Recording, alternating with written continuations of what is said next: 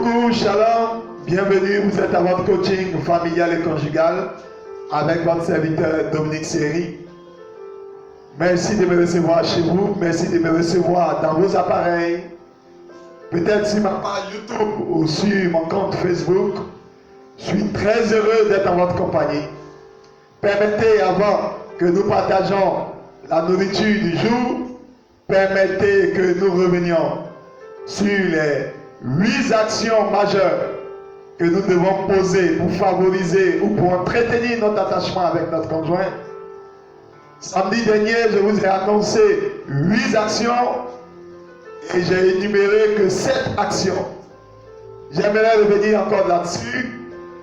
Notez avec moi, la première action pour entretenir notre attachement avec notre conjoint, c'est d'abord la prière ou notre dévotion avec notre conjoint. L'habitude de partager la prière ou notre dévotion avec notre conjoint. Deuxièmement, c'est l'habitude de passer du temps avec notre conjoint, des temps de qualité. Passer le maximum de temps ensemble. Troisièmement, c'est avoir la fraction du pain ou avoir l'habitude de partager la nourriture ensemble, que ce soit au petit déjeuner, que ce soit au déjeuner ou au dîner à des heures indiquées, ou peut-être en sortie tête à tête dans un restaurant. Quatrièmement, l'habitude de partager également aussi ses trésors, ce que j'appelle la communauté de biens. La Bible dit que là où est ton trésor, là aussi sera ton cœur.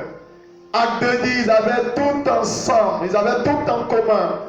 Ils étaient dans le même lieu, ils persévéraient dans le même lieu, dans les enseignements, dans les prières, ils avaient tout en commun. Si vous avez l'habitude de partager votre dévotion, vous avez l'habitude de partager votre temps, des temps de qualité ensemble, si vous avez l'habitude de prendre votre nourriture ensemble, si vous avez l'habitude d'avoir un trésor commun, vous allez favoriser votre attachement. Cinquièmement, et comme cela s'est fait entre David et Jonathan, la Bible dit qu'ils se sont mutuellement partagés des présents et ils ont attaché leurs âmes. Si vous aussi vous avez l'habitude de vous faire des cadeaux, de vous faire des présents, que ce soit des occasions ou pas, l'habitude de vous faire des présents, vous allez favoriser votre attachement. Un autre élément, l'habitude, si vous êtes marié bien sûr, d'avoir des rapports sexuels fréquents et épanouis surtout. Des rapports bénis, épanouis et fréquents, cela favorise votre attachement. L'élément que j'ai oublié est en Genèse chapitre 34. La Bible dit que Sichem a su parler au cœur de Dina. Et ce qui a fait qu'il a commencé à aimer Dina, ils ont commencé à s'aimer mutuellement, ils ont commencé à s'attacher. Avoir l'habitude de partager des paroles de valorisation. Avoir l'habitude de parler au cœur de son conjoint et non de parler à ses oreilles. Avoir l'habitude de vous apprécier mutuellement. Que tu es beau mon chéri, que tu es belle ma chérie. Avoir l'habitude de vous encourager parce que chacun d'entre nous a des besoins émotionnels. Aussi, je crois, je dois être au sixième élément. Avoir des enfants ensemble. Rappelez-vous, le troisième enfant de Léa, l'épouse de Jacob, lorsqu'elle a eu le troisième enfant, Lévi, elle a dit, je viens d'avoir mon troisième enfant. Mon chéri sera attaché à moi. Rappelez-vous, c'est la corde à 3 filles qui ne seront pas facilement frères. Et j'aimerais vous dire aussi, si vous avez au moins 3 enfants, si vous avez l'habitude d'avoir du sexe ensemble, si vous avez l'habitude de vous faire des présents, si vous avez l'habitude de vous donner des paroles valorisantes, si vous avez l'habitude de mettre vos trésors ensemble, si vous avez l'habitude de prendre vos repas ensemble, si vous avez l'habitude de partager du temps ensemble, et si vous avez l'habitude de pratiquer votre dévotion ensemble, vous allez favoriser votre attachement. C'était un rappel en point du coaching précédent. Aujourd'hui, je vais vous parler des faux mariages. Oui, des faux mariages. Permettez que je vous parle des faux mariages. Il y a des vraies unions et il y a des fausses unions.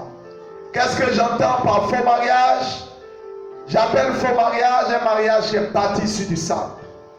J'appelle faux mariage un mariage qui va vous appeler des malédictions. C'est-à-dire un mariage qui a été conclu avec la mauvaise personne. Un mariage qui a été conclu de la mauvaise manière ou un mariage qui a été conclu avec une mauvaise intention. Je rappelle, j'appelle faux mariage ou fausse union une union bâtie sur du sable et non sur du roc.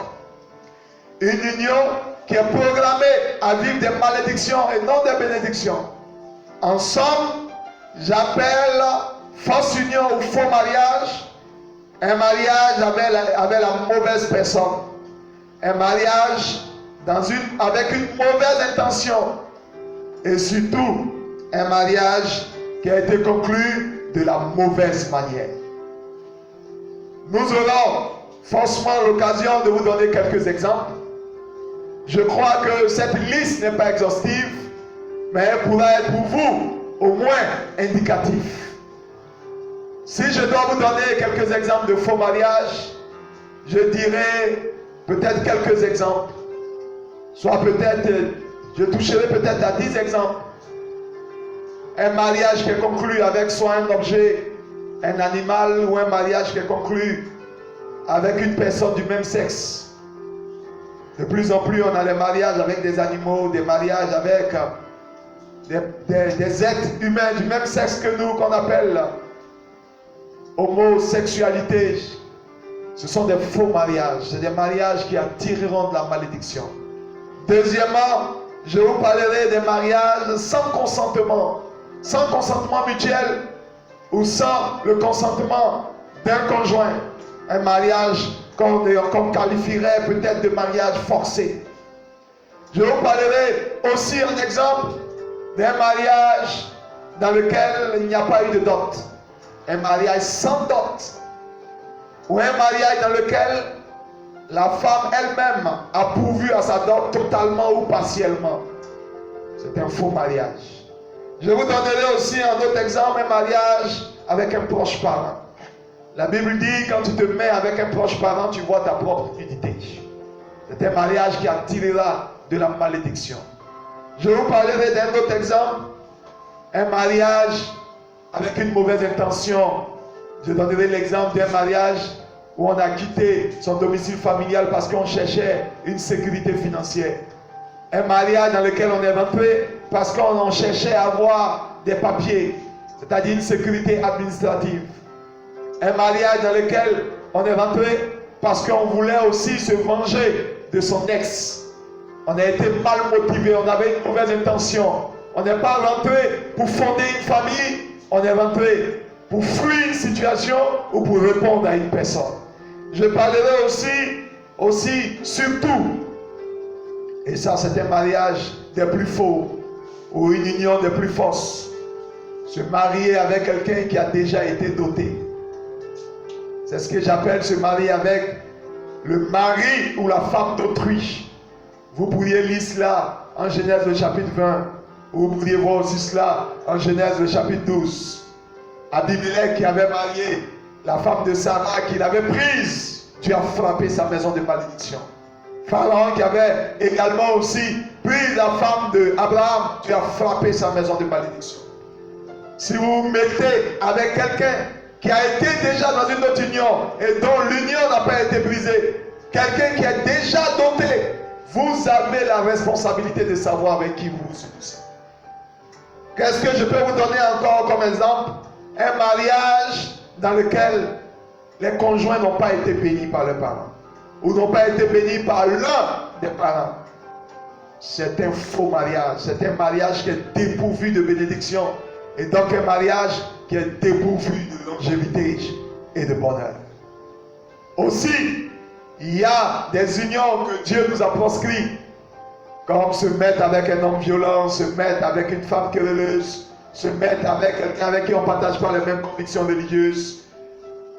Vous pourrez constater, vous pourrez consulter notre vidéo précédente où nous parlions de s'attacher, où on parle des relations que Dieu nous a proscrites. Je veux aussi peut-être ajouter un autre élément. Un mariage qui a eu lieu à la mairie, mais qui n'a jamais eu auparavant de dot. Jamais de dot. Malheureusement, beaucoup se sont mariés de la sorte. Beaucoup de femmes ont participé elles-mêmes aussi à leur dot, totalement ou partiellement. J'aimerais vous dire, si vous vous retrouvez en tant qu'homme dans une sorte de mariage, restituez à votre femme tout ce qu'elle vous a donné.